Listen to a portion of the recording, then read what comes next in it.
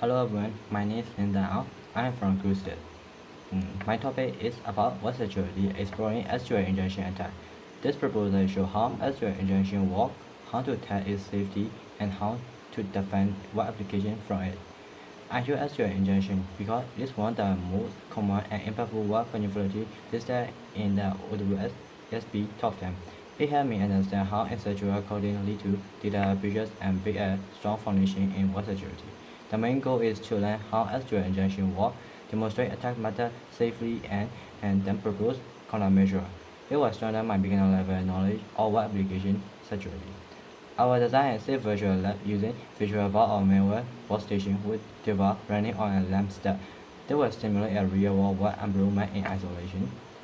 In this step, I will install the Linux OS, configure Apache, MySQL, and PHP, then install Dev.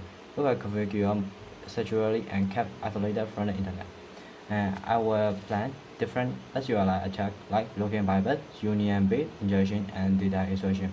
Each scenario will include the input, stat, and expected result. Then I will execute the attack using Brucestrike and SQL map. This will show how attacker manipulate query and how the database responds. After testing, I will propose security measures like input validation, parametric query, and secure and error handling. These steps help prevent SQLite vulnerability.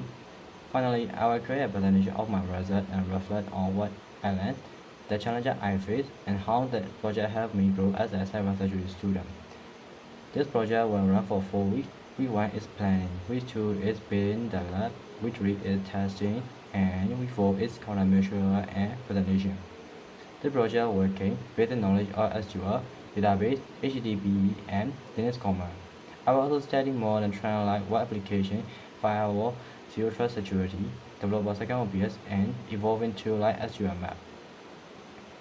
I expect to perform SQLite attack, analyze their impact, and propose strong defenses.